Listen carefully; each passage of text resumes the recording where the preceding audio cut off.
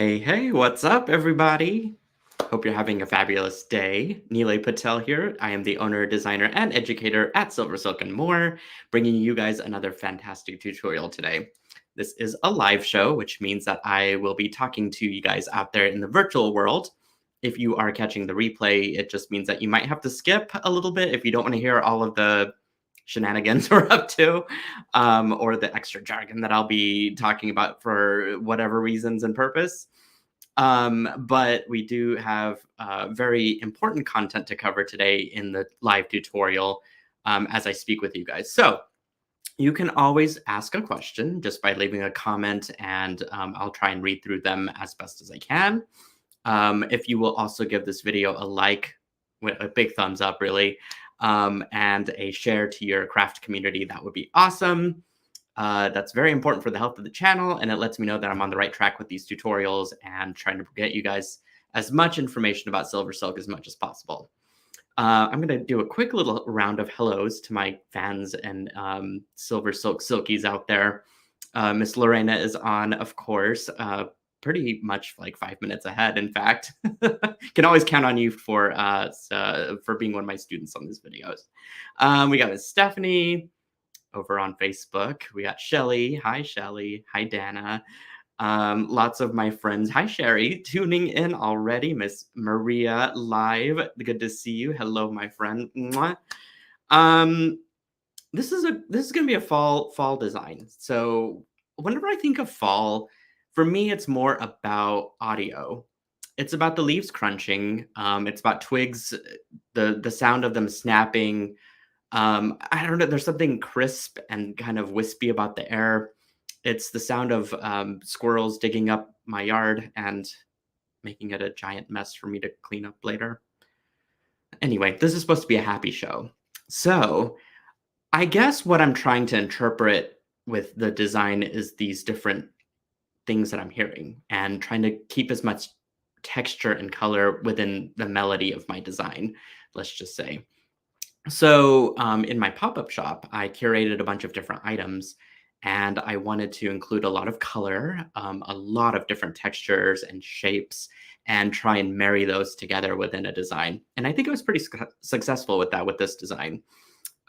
This is quite an unusual layout. I'm going to actually flip down to my camera so that I can show you guys while I'm talking about it. Hey, Teresa, my brand ambassador is here. Miss Patty Perkins over from Facebook. Lovely to see your name pop in. Hi, Vivian and Natalie. And Miss Cheryl is here as well. Lovely to see your names pop in. Thanks so much for joining. All right, so this is the design that I am talking about.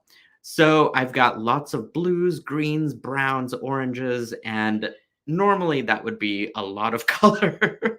But I feel like because of the way that I'm kind of working with everything, my camera just went yellow, which I am not a fan of, so I'm going to fix that real quick. There we go. I'm like, what is going on?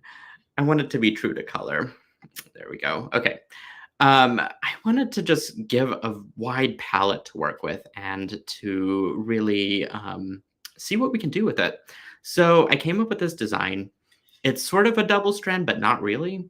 It starts as a double strand and ends as a single strand. You could see all of the different textures that I'm working with. And we do have a clasp here at the end that I'll show you guys how to put together. So we're going to be doing a little bit of crimping. We are going to be securing our SilverSilk closures, the custom closures, and doing a little bit of crimping and stringing and wire wrapping, all in the same design. So it's definitely very texture heavy, very technique driven. There's lots of stuff going on, but it does marry into a singular, beautiful design that you can dress up or dress down to your liking, and it uses some really interesting formats for SilverSilk. So what I think I'm going to do first is cover the tools that we'll need, and then I'll kind of work around to the materials. As far as tools goes, we've got a pair of cutters. I've got crimp pliers. These are great. These are my Xuron crimpers, and they also double as a chain nose plier. So they've got a really nice tapered end. that's very, very sharp and perfect for getting into tight spaces. So I really love these. I really want to stock them in my store. In fact, .silversilkonline.com here soon. I haven't really carried tools before, but hey, 2024 might bring some new and exciting surprises. We've got some magical crimpers. I'm going to actually use these predominantly in the design because the crimps show, and I want it to look like a spacer and decorative and not so much like a folded crimp. So that's where these are going to come into play pretty well. I've got a pair of chain nose pliers from one of my favorite companies, Weber's Tools. And I've got a pair of wide nose pliers that have been dipped in a product called Tool Magic. Tool Magic makes the tips of my pliers sort of a rubberized coating, if you will. And so once you dip it in the material, in the liquid material, and let it dry for about 24 hours, it cures and turns into a very nice, smooth, sort of a rubber feeling tip. That way, whenever I go to crimp my silver silk findings, I won't end up scratching them, which is important because they are very slick, and to have a dent in them would just kind of ruin the finding altogether. But also, it gives a pretty good grip on the finding as you're sort of situating the silver silk cord within it. And so there's a lot of advantages to having it, and just having a pair of exclusive pliers dedicated to crimping silver silk findings. And that's what these are for. So that's sort of it, I think, for this design as far as tools goes. It's sort of my main 5 pliers or 6 that I end up using anyway. Let's talk about materials because we'll need some craft wire. And for that, I'm going to Softflex Company and grabbing their 26 gauge copper non-tarnished wire. In the design I used, oops, dropped one of my findings to pick that up. I used antique copper, and I ran out because this was the last of it. Sometimes that happens, right? And then I need to place a reorder from. But I thought it'd be kind of cool to spice things up and seeing what it would look like with bright copper anyway. And it would match my findings that I've sort of picked out for this design. So a little bit of a design switch, but you guys will get to see both pieces and how they look with different colors. You will also need... Oh, there's my finding. Sorry. It's a live show, people. Anything can happen. You will also need the metallic Softflex medium beading wire. This is in the copper color, and I'm going real copper heavy for the autumn season unapologetically because I just love this color for fall. It is the most complementary to all of the falling leaves and the season, and that feeling that I get that fall is here, This is the medium size, and I think I'm using roughly about, I would say like under 2 feet, which is substantial enough for this project. You don't need too much, and in fact, you can work off the spool, which is kind of what I did earlier. But I went ahead and strung my beads, which I'll get to here in a second, of what I used. And in any case, just medium Softflex beading wire. I'm sure many of you probably have all the colors from them, and if you haven't, please go stock up because you will need them in the tutorials to come. I have also got crimp tubes. This is in gold color, which I would prefer to have them in copper, but I ran out. Sad day for me. So I'm just going to substitute with gold crimps instead. It'll be fine. They're pretty discreet, and it kind of matches a palette anyway. I'd rather have the copper, but it just means that I'll need to order more down the road for myself. So these are 2x2 crimps. They are seamless. They are tarnish resistant and just absolutely perfect. Also from Softflex Company. So while you're there grabbing the beading wire, do grab their crimps as well. All right, I'm going to talk about SilverSilk first, and then I'm going to get around to the beads. So in the original design, I used a Pearlesque chain that sold out fairly immediately in the pop-up shop that I had.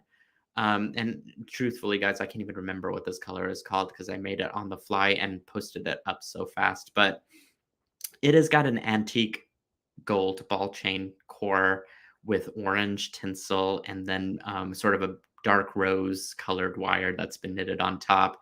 It is the most glowy chain that I have ever seen, and I will probably make more of it down the road. But for now, it is sold out. And so I'm going to switch to another pearlesque color that I've got in stock right now over in the pop-up shop. And this one is kind of a close second to the other one. But this one, I'm using a gold ball chain with brown rainbow tinsel that's been knitted over that, and then a burnt orange color wire that's been knitted over both of those things.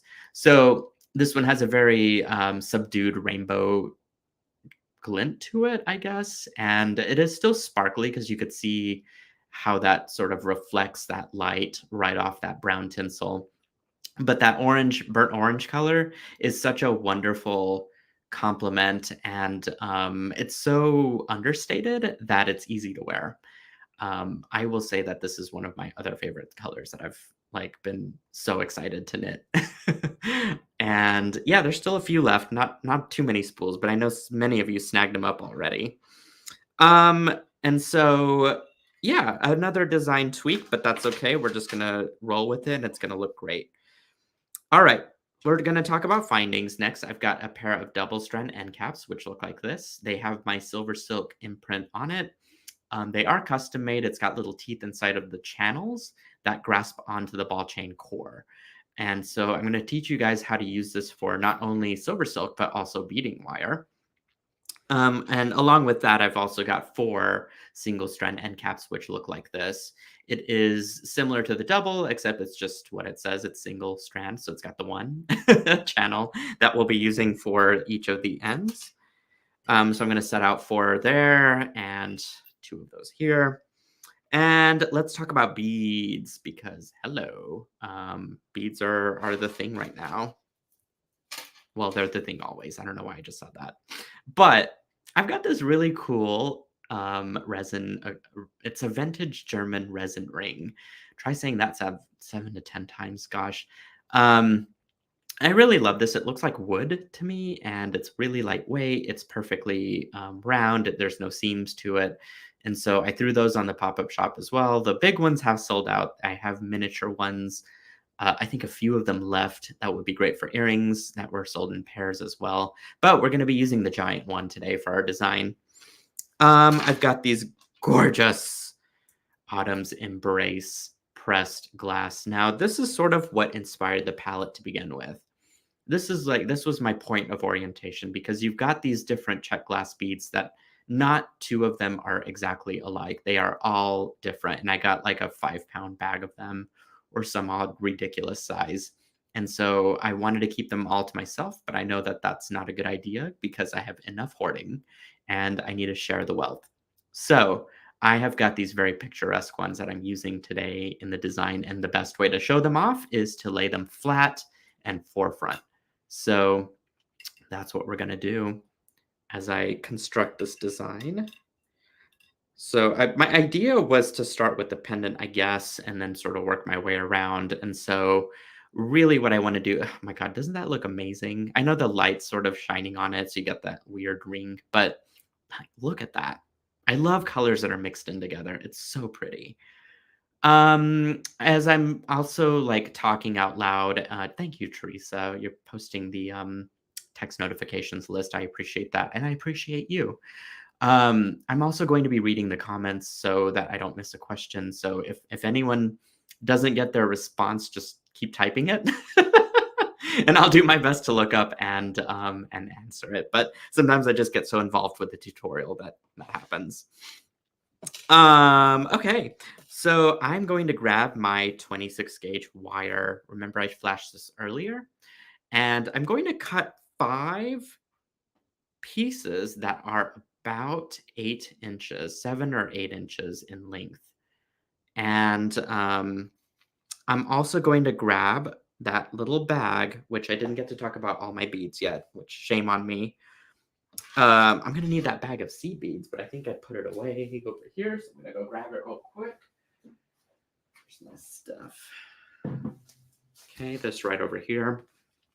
You'll need your seed beads. So this is size 8 seed beads in a brown tavertine patina color, which is just yummy. Absolutely yummy. Very earthy, perfect for fall. Again, I'm just digging the browns and the golds this season and the coppers. And the turquoise and the orange. I mean, come on, every color, every color. Okay. So I've got that, and I should probably mention the beads at this point, so because we're talking about it. I went ahead and pre-strung everything just to make the video go a little bit faster. But I've got some fire polished Czech glass. I've got these great drops that I call driftwood. It's sort of between, believe it or not, sort of a.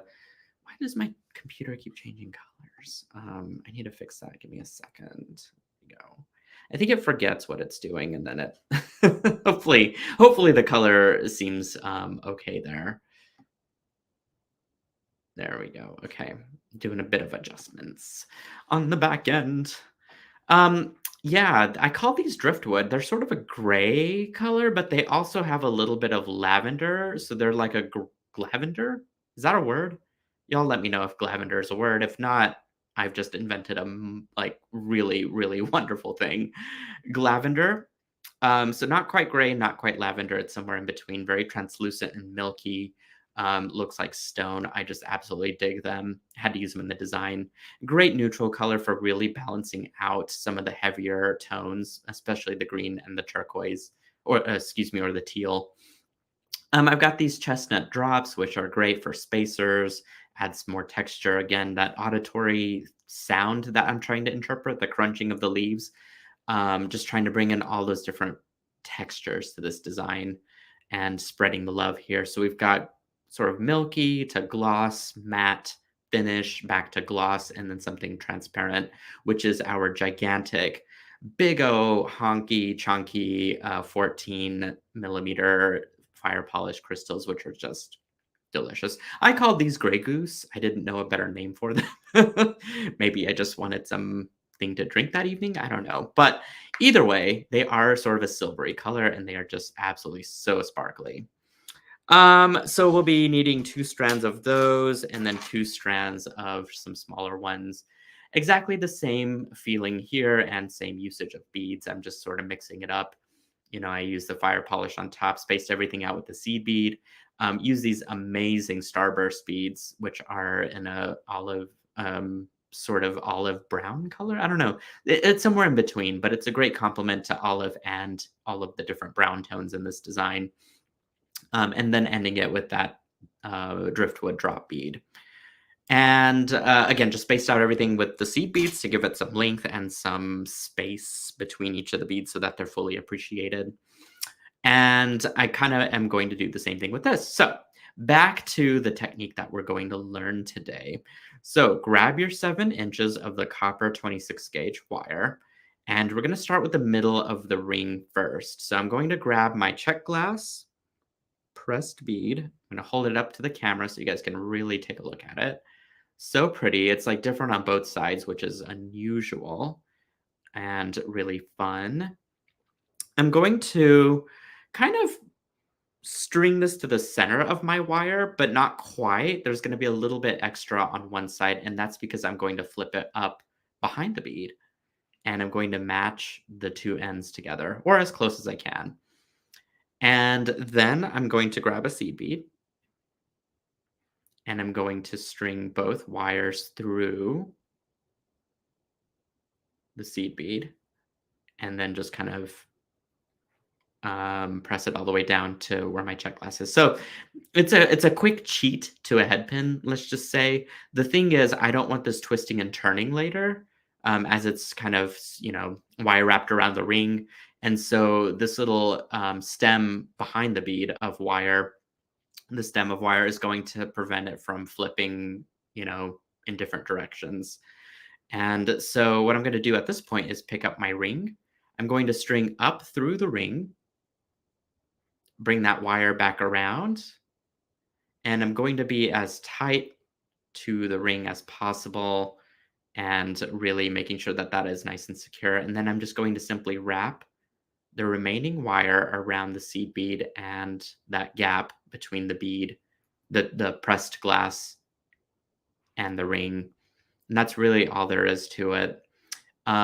As you sort of wrap this and you get toward the end of your wire, grab your most tapered chain nose pliers, and you can then start to tuck the wire ends into the wrap you just made so that it kind of just disappears into it. And you get this amazing little bauble that you've spent virtually no time on. So what I'm going to do is flip this around, and here's where the magic really does happen. It's because I'm going to grab my other chain nose pliers, and I'm going to position it directly on top of the wire and then just twist it. What we've done is created a little bit of a platform for that bead to not shift and move. It also helps tighten it around the ring because it's pulling against the ring and tighten it. And as it's forming this, it's taking away any wire gaps that would have been otherwise on the ring, and it just prevents it from moving. So now I've got a really secure beaded bauble, wire wrap bauble. You know what I mean. And we are going to just rinse and repeat for the rest of this. So grabbing another piece of copper wire. I actually do like the bright copper look for this. And you can do one and just do like regular head pinned baubles on each side if you want to. You can leave it as the one if you want to. You don't have to do all 5. I went over the top because that's just how I was feeling with the original design, which I'll flash here again to you guys. But, you can kind of imagine if you didn't do them, then you just have something a little bit more simpler with this and still works pretty great. Okay. But since we're here, and since we're in the fall season, and since we're trying to stay away from the squirrels, we're going to do all 5 of them. All right, so find that center, kind of flip this over, match the wires together. If it's really way off like this one is, just do it again and match them up, because I hate to cut any of it off at this point if I can prevent it from happening, but I'd rather just try and get them as close to each other as possible. Let's see here. I think I need to go up a little bit. Nope. Other way. That's probably the most tricky part, is getting this to match how I need it to. There we go. Now we're cooking. All right, so I'm going to string on a seed bead. Again, as we're doing this, guys, and for those of you out there, don't forget to subscribe to the YouTube channel. Show the channel some love. Take a look at the entire video gallery. Give them a thumbs up if you enjoy the content that you are viewing. Look at that orange. Oh my goodness. That is a huge color hit that I am just enjoying so much. All right, here we go again. So we're going to string up through the ring. Okay. And fold down that wire. Just like that. And now just kind of wrap that wire right around. If the thing starts to shift, your beads and stuff, don't worry about it. We can fix it right before we create our wire shape behind the bead. Okay, I've got a little bit of a wire sticking out there, so I'm going to grab my most tapered, what are these called? Chain nose pliers. Find my words here. It's funny because I can't talk while I'm doing stuff physically, but I don't know if that's just a me thing. Okay, there we go. Looking good. And I'm going to grab my other chain nose pliers and I'm going to create my little wire shape, just like that. So pretty. Dana says, those beads are gorgeous, aren't they? I want to find some more like this in Jill's warehouse somewhere. She's got a treasure trove of things just in boxes. Okay, same thing. I'm going to line these up, kind of shift this down. I hope this design is inspiring to you guys. I sort of made it up on the spot. I've got another design in the works for next week since we're in fall.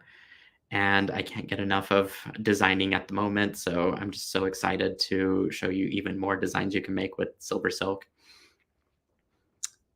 Okay. These aren't quite lined up, but that's okay. We're just going to keep moving here. Okay, up through the ring. Now this is really truly rinse and repeat. So,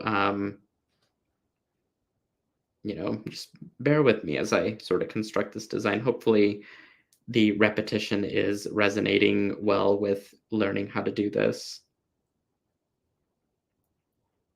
Sometimes it helps to watch it all the way through anyways, and you guys get a pretty good idea of what's happening. Okay, grabbing my chain nose pliers, and I'm going to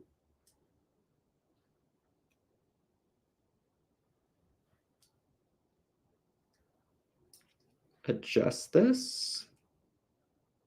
Make sure it's all the way wrapped around and tucked in.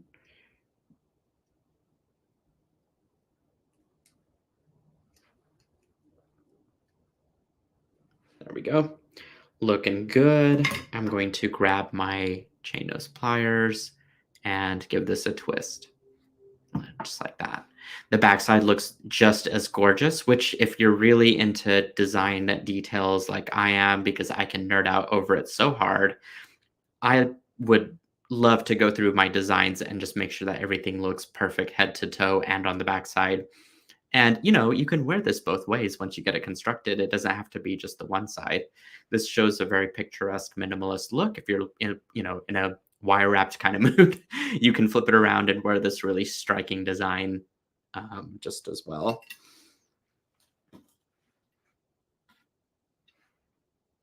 Okay, let's find this one. This one's more clear, and it's got those really great little spots in it of the hits of orange. So gorge.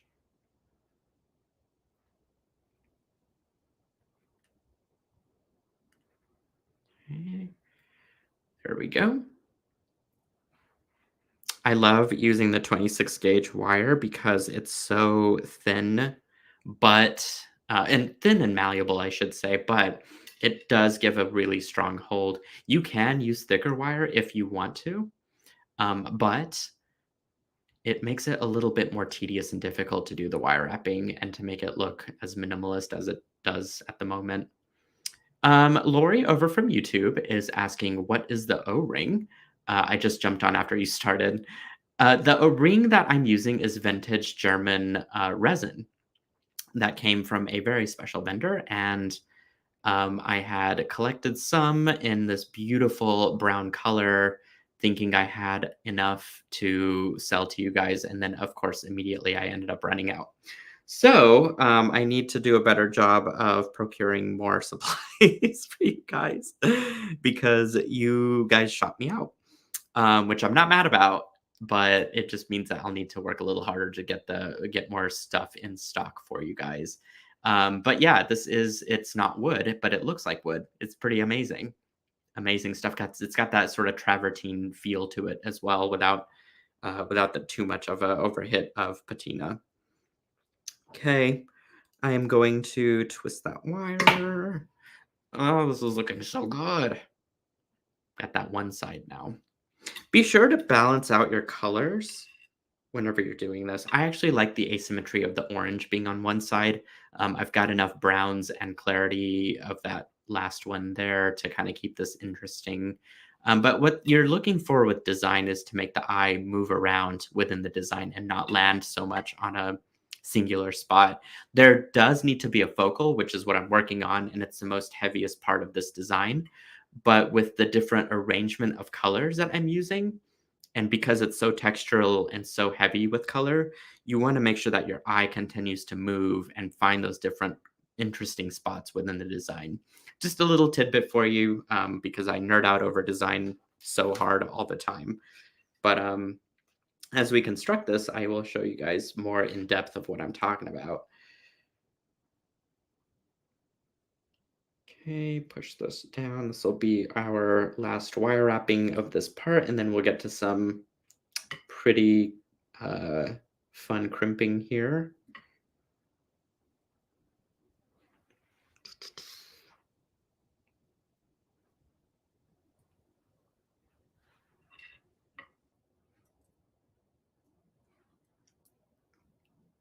All right.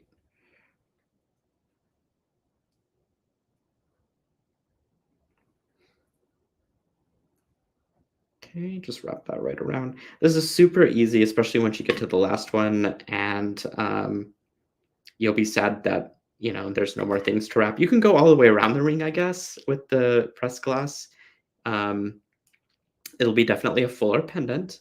You do want to leave a little bit of room for crimping the other strands, though. Sorry, that was probably a little bit off camera. I was trying to see what I was doing.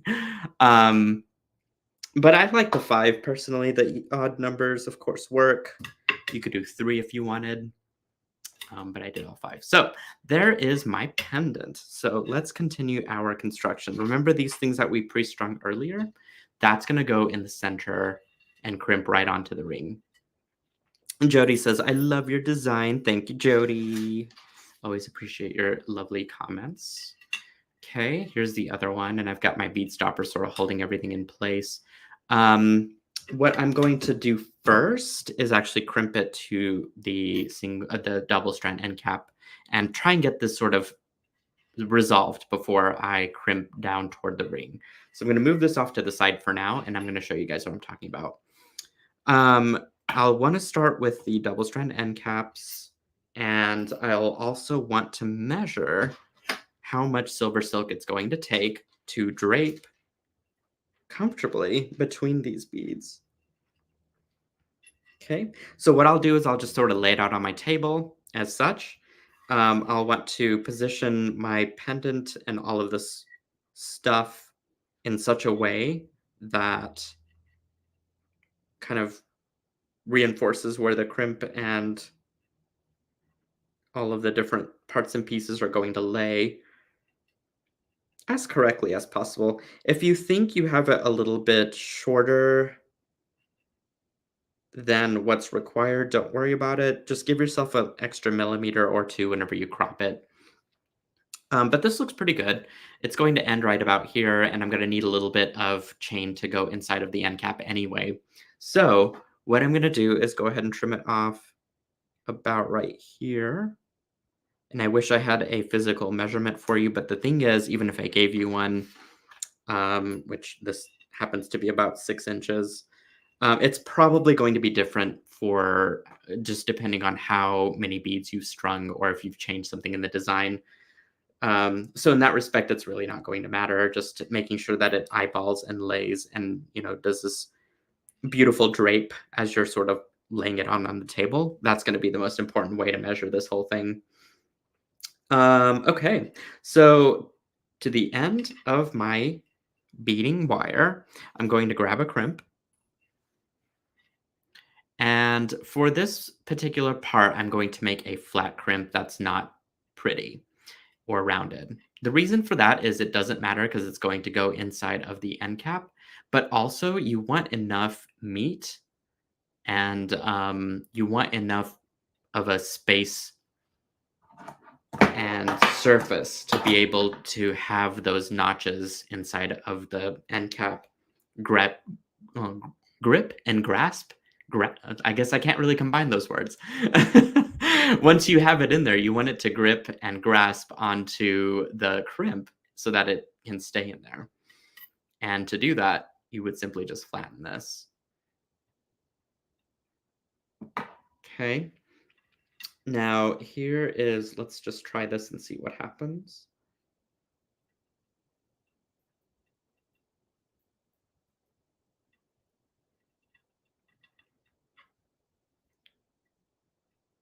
Okay, here is where, whoops, your wide nose pliers comes in handy because I was trying to stuff it in there, but then I realized I have handy dandy pliers to help me out.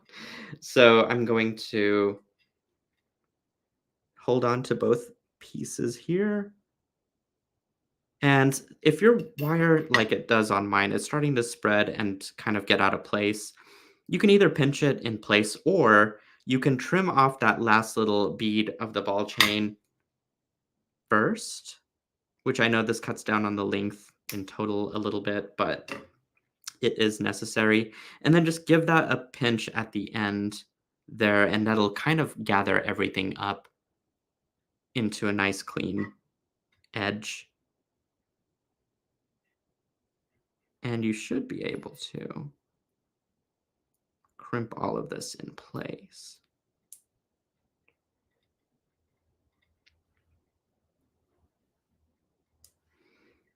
Okay.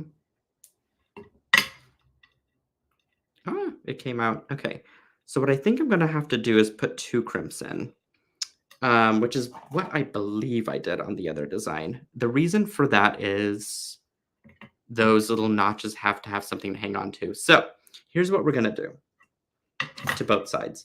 I'm going to trim off this little end piece, which I should have done earlier. But I'm also going to press this so I can get it a little tighter. And I'm going to grab another crimp, and I'm going to go ahead and press it as well here at the end. So really, if you do 2 crimps, you should be pretty good. And if it doesn't fit, you can always trim this end.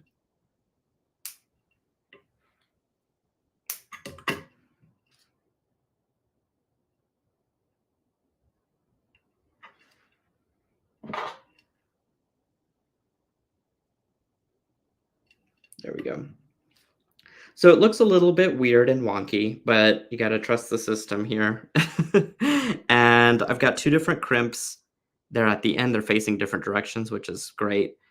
And then what I'm going to do is just stuff that into my end cap, and that should hold a lot better. So I'm probably going to need my pliers again. Ah.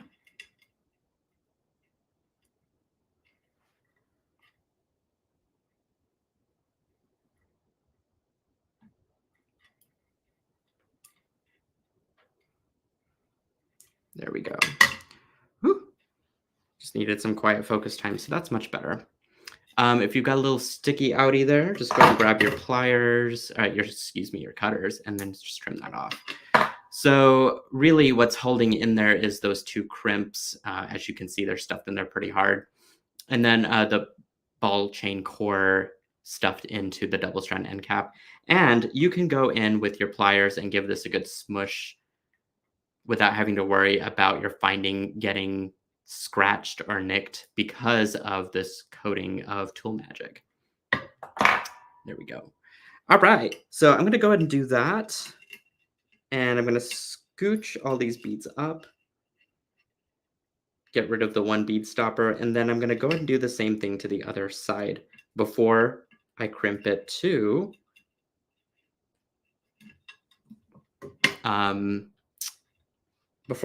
the ring. So let's see here.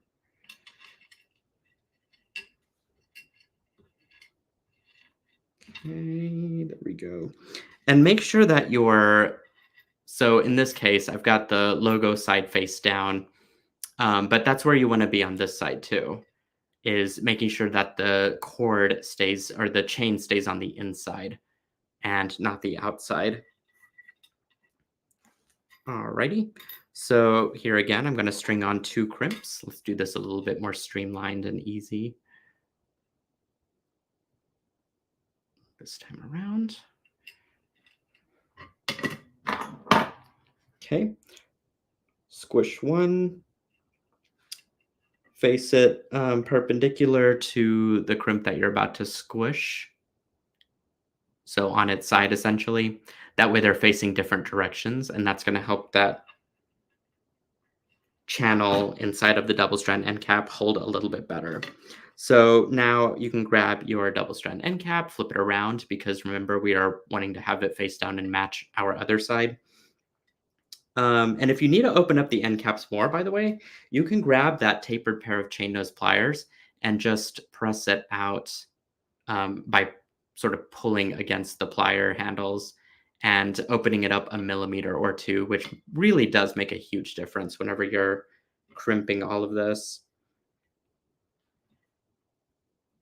Oh, I'm going to trim off that top part there so that I can fit all of this comfortably. Grab that.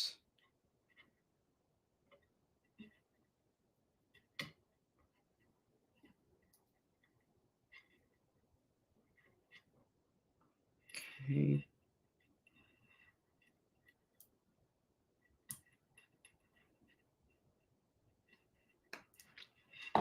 There we go. Everyone needed to be really quiet for that. That is holding very secure, might I add. I do like that 2 crimp process. It's definitely a strong design. And now we're ready, because we've got everything secured, to crimp it to the ring. So this is the easy part, believe it or not. All you do is just string on a crimp. Okay, pick up your ring.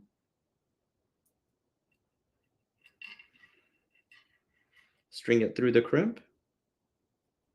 And I'm going to also go through the 14mm bead. And then you kind of just press everything down toward the other beads as you tighten it, and pull on the tail of your beading wire until everything's nice and tight, just like that. And at this point, you can use your magical crimpers, which there's only one divot within the pliers, and you just simply put the crimp in there, give it a good press, and then flip it on its side, making sure that it is inside of the divot. And eventually, once you start to kind of crimp this around and around, it'll turn into a little spacer, as such. So that looks really good. I'm going to now grab my cutters and just cut this right off. Okay, there's one side. Let's do the other.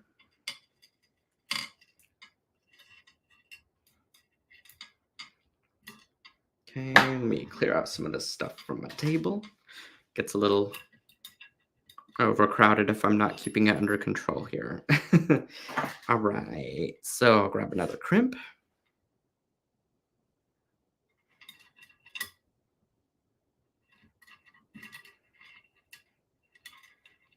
Okay, go through the crimp and the bead. Just gives a nice clean finish to that edge. Instead of cutting it off immediately at the crimp, which you can do, I think this just adds a little bit of extra padding room for anything that should happen. You do want this to be a little bit more on the loose side. So what I do is I just let it drape the way that it needs to, and make sure that it's loose enough to move around comfortably, and also lay the way that it's intended to lay, which that looks pretty good. So I'll just lift it up gently and then go in with my crimping, my magical crimpers. Okay, that's the first part. Then you flip it on its side. And then you just kind of go round and round until it starts to form into a round shape. Basically just compacting on itself until it's securing the wire, but also, turning into a round spacer. And then just clip that right off. And you've got the first part of your design all finished, with all of this wonderful texture happening. So beautiful. So let's get to work on the rest of this here, which will be quick to put together, actually. So what I'm going to do is grab my other beaded strand, which is right here. And I'm going to start crimping these into place the same exact way as I did earlier. All I'm going to do is grab a crimp, string through my double-strand end cap. And if you don't want to, you can cut it off right there, which I don't think it's going to go through that very tiny bead. The driftwood bead drop, and that's okay. For this part, it doesn't require too much security, but I'll still have a clean finish.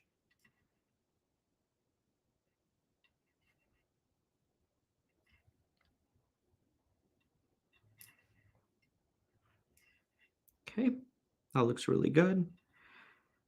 I will admit that my contacts are not the best, and seeing up close is getting a little difficult at times. That's okay, though. Doing pretty good here, I think. All right, scooch that down. So I'm going to do both sides at the same time here as I'm sort of working through this.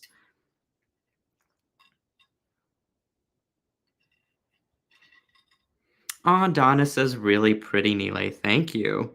Yeah, I'm enjoying this design a lot. I know the construction is a little bit kooky when it comes to the double strand end caps because of using the beading wire with it.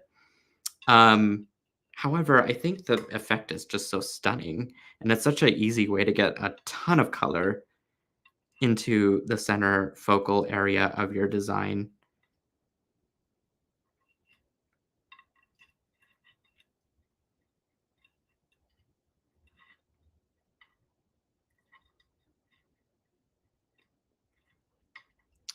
Okay. I think I've got most of that crimped. I'm just going to check it. It does have some sharper corners. I'm gonna try and press those flat. Pretty good overall.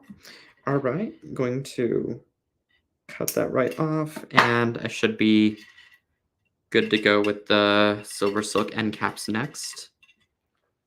So I'm going to push this all the way down here. And I'm going to grab the rest of my chain, which looks like this. And we're going to go ahead and put on our single strand end caps. This is the easy part. Of course, it's going to go a little bit quicker than it has up to this point. So I'm just going to grab my end cap. I am going to go ahead and spread it apart just a little bit. As you can see, I'm going to do that to all 4 of these at the same time. Might as well while we're here. Get them prepped and ready to go. Actually kind of soft, which I'm happy about. Given that they're brass, that they've got a brass core, which makes them the higher quality findings, but luckily these are quite soft. Okay, just push that in, that silver silk right in, and then press it shut. It's really that easy. Just give it a good tug, make sure that it's not going to go anywhere. At this point, you'll want to measure how long you want your necklace to be. I kind of envision this to be around 20 to 22 inches. And so given that I've also got a clasp, that's just going to add another inch to this. I'm probably going to keep this on the shorter side at this point. And so what is this? Maybe about 5 inches. And I'll go ahead and cut both strands at the same time while I'm here. That way that they stay consistent with each other. And if that ends up being too short after the fact of cutting it, what you can do is add jump rings to stuff. Like instead of crimping directly to the double strand end cap, maybe it's crimped onto a jump ring instead. And that way it offers flexibility for taking out the design and doing something else with it later. But it also adds space. Alrighty. What we want to do and make sure with these is that we lay them flat and make sure that we are crimping with the logo side face up, just to be consistent. This is one of those design details that you really don't want to overlook because it's not going to lay correctly later.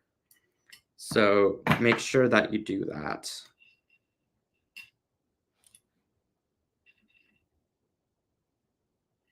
Okay, there we go. That looks good. Just lift it up gently, grab your wide nose pliers, and just give it a good press. And now we're ready to crimp onto our beaded strand here.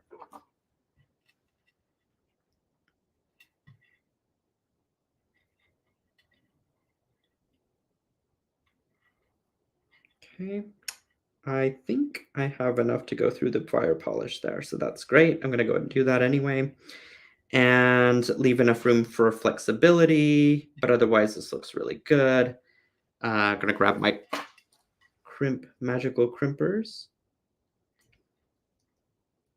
and turn this into a spacer. Again, I'm not really mad about the gold. I just need to order more copper crimps from Softflex Company.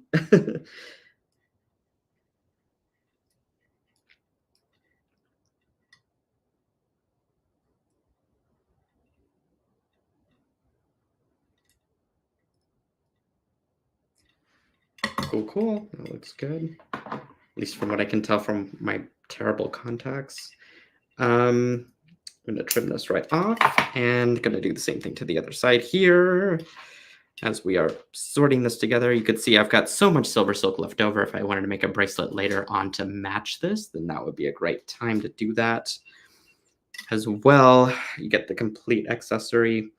Teresa has kindly mentioned the SilverSilk Silkies Facebook group. If you are not part of our community, we definitely will welcome you. I know folks on there that enjoy designing with SilverSilk.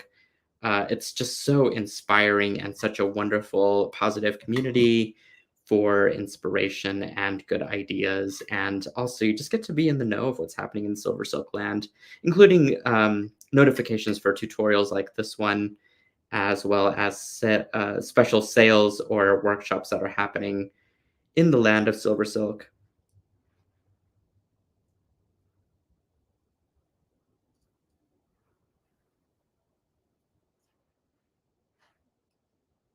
Okay, this one is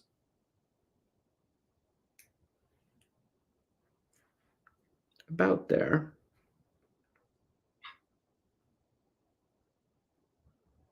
I think I pressed it as much as I could. That looks pretty good. And I'm just going to clip that off. Look at that. So pretty with all those different colors. So I'm going to just gently dust off my table here. And believe it or not, you guys, I did come prepared with a clasp this time. Thank you very much.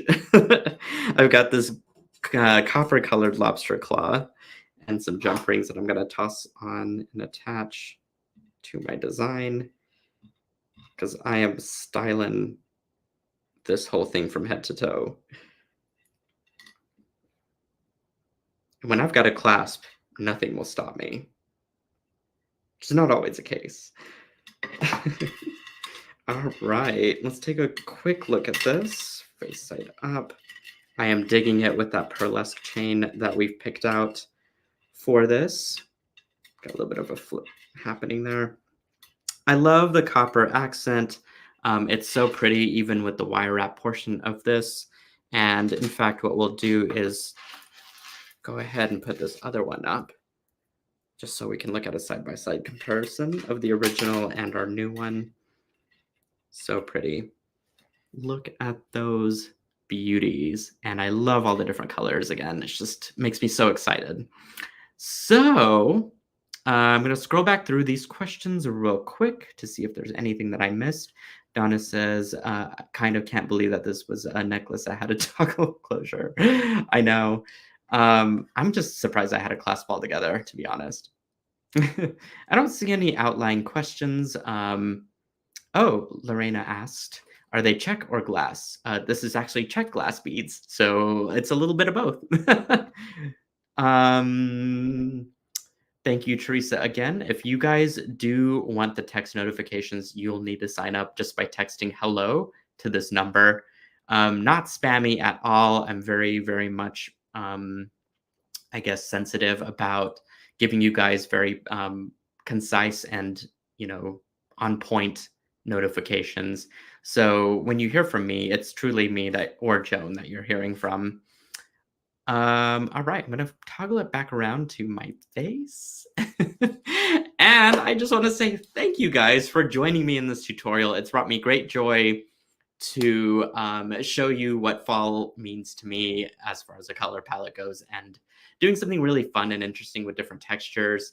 That is the one thing I've always enjoyed about SilverSilk, is bringing not only just the chains new life, new ideas, but it's sort of my indulging in mixed media, which I can't get enough of. And I think that's just where my head's always been with jewelry making, is combining different textures, different styles, different colors, different techniques together, and creating something that is quite bespoke, unique, one of a kind, all the things.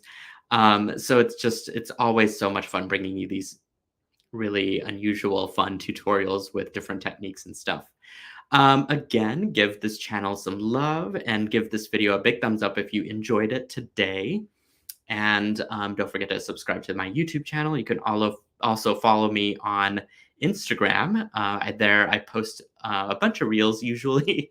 I need to do a little bit of a better job posting pictures, but I'm on there sometimes too, and then trying to give you guys as much Silver Silk inspiration as possible. And of course, there's our Silver Silk Silkies community over on Facebook.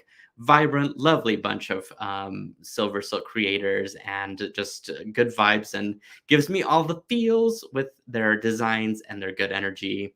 And we just pass it back and forth to each other.